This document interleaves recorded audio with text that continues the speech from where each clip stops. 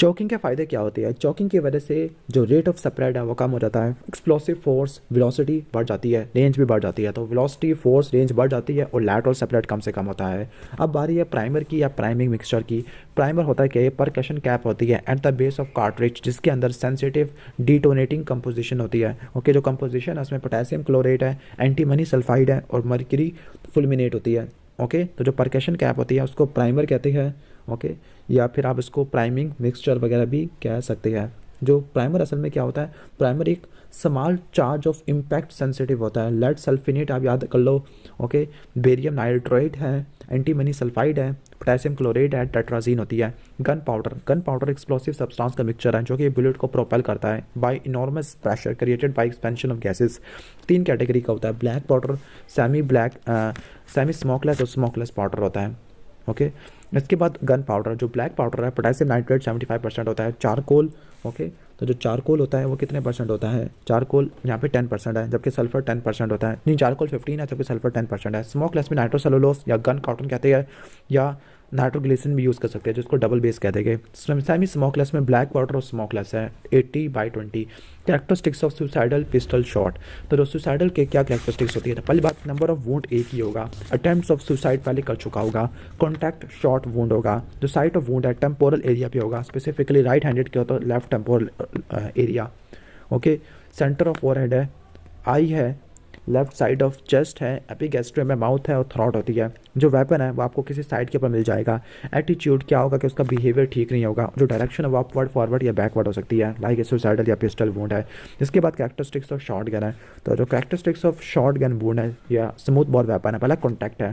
जो contact shot होता है सिंगल होता है, राउंडेड या ओवल होता है, उसका साइज वेपन के बोर के बराबर होता है। अनबर्न्ड पाउडर आपके वुंड के अंदर आ जाएगा, हेमरेज करवा देगा। मार्जिन ऑफ वुंड पे कंटीन ब्रूसेस होगी, मुजल इंप्रेशन भी हो सकता है। इसके बाद कैरेक्टरिस्टिक्स ऑफ शॉर्ट यानी उसको पढ़ रहा है। ओके, तो अभी हमने पढ़ा था कॉन्टैक्ट में, तो कॉन्टैक्ट में क्या होगा? सिंगल, राउंड, ओवल होगा। साइज आपको बता दिया equal to the bore of weapon. लेकिन अगर यहाँ पे देखो जो डिस्टेंस होता है तकरीबन 1 मीटर के अंदर अंदर है, तो यहाँ पे फ्लेम होगा, ब्लैकनिंग होती है, टैटविंग होती है और कार्बन मोनोऑक्साइड की चेरी रेड कलर देखने को मिलता है। लॉन्ग डिस्टेंस के अंदर यानी 4 मीटर से जो शॉर्ट्स होते हैं वो रेलेटिवली सेपरेट करते हैं, इंडिविजुअल पैलेट्स के फॉर्म में होती है, तो आपको सेपरेट ओपनिंग देखने को मिलेगी, 5 मीटर तक होती है। अब यहाँ पे रेट ऑफ सेपरेट लिखा हुआ है, like rate of separate from fully choked, like 10 metre पे 25 सेंटीमीटर सेपरेट होगा, 15 पे 35 होता है। इसके बाद difference between the entry won't और एग्जिट वोंट होता है। जो एंट्री होता है रिलेटिवली स्मॉलर होता है जब नियर के लिए, लेकिन जब डिस्टेंट है तो काफ़ी बड़ा होगा। एग्जिट वोंट नॉर्मली बड़ा होता है जब नियर, लेकिन डिस्टेंट शॉट के लिए छोटा होता है। मार्जिन एंट्री के इन्वर्टेड होती है। सिंजिंग, बर्निंग, ब्लैकनिंग, टैटविंग एंट्री में मौजूद होती है। एब्रियन, ब्रूजेस, क्रीज, कॉलर एंट्री में मौजूद होता है। हैमरेज एंट्री में रिलेटिवली कम होता है। प्रोट्रूजन ऑफ फैट एंट्री में रिलेटिवली कम होती है। एंट्री वुंड के अंदर जो टिश्यू होते हैं with in and around the wound, तो वो चेरी रेड होती है। फॉरन फैब्रिक ऑफ क्लॉथ, तो वो वुंड के अंदर आ जाती है। Metallic ring shadow on x-ray, तो एंट्री वुंड में मौजूद होता है। मुजल इंप्रेशन, ये भी एंट्री में मौजूद होगा।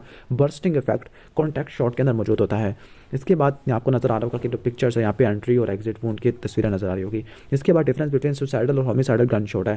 तो जो सुसाइडल होता है या हेड या हार्ट पे होगा, होमिसाइडल किसी भी जगह पे हो सकता है। सुसाइडल है कॉन्टैक्ट या क्लोज रेंज होता है, होमिसाइडल किसी भी रेंज का हो सकता है। डायरेक्शन होती है अपवर्ड, फॉरवर्ड या बैकवर्ड हो सकती है, जबकि होमिसाइडल यूजुअली अपवर्ड होती है। नंबर ऑफ वुंड या नंबर ऑफ शॉट्स सुसाइडल में एक होते हैं, होमिसाइडल में बहुत सारे होते हैं।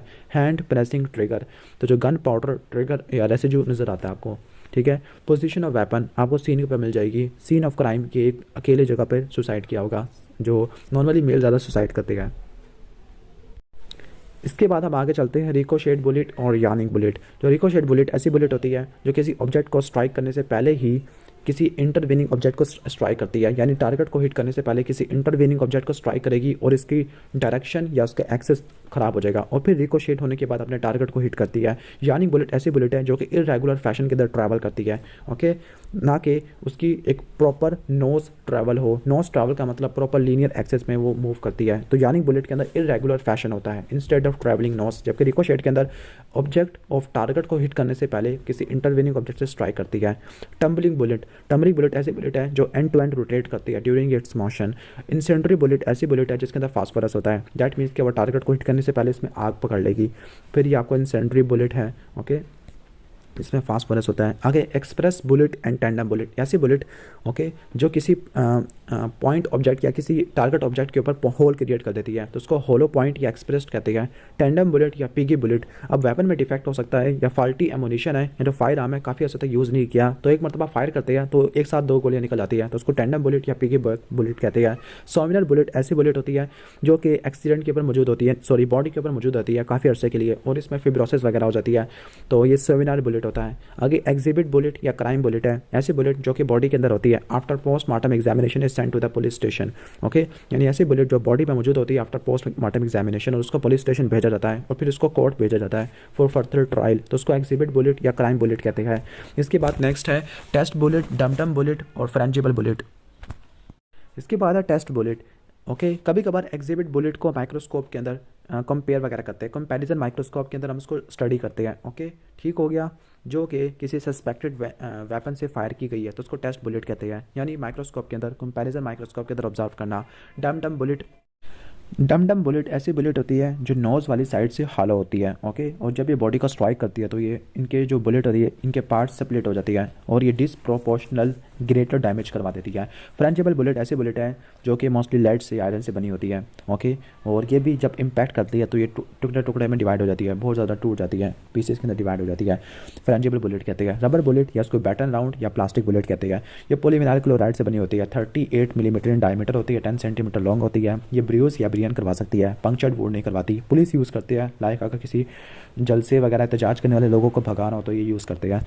इसकी बात है कि डर्मल नाइट्रेट टेस्ट है, तो उसको पैराफिन टेस्ट या डाइफिनाइलमीन टेस्ट भी कहते हैं। ओके, अब ये टेस्ट है ये गन पाउडर रेसिड्यू को डिटेक्ट करता होता है जिसमें नाइट्राइट्स और नाइट्रेट्स भी आ जाते हैं। जो डर्मल नाइट्रेट टेस्ट है उसमें करते ये है कि जो हैंड्स है वो पैराफिन से कोट कर देंगे, पैराफिन के लेयर से कोट कर देंगे। कूलिंग के बाद जो कास्ट है वो रिमूव कर देंगे और फिर हम डाइफिनाइलमीन के सोल्यूशन को ऐड करते हैं ताकि गम पाउडर के रेसिड्यू को डिटेक्ट कर सके।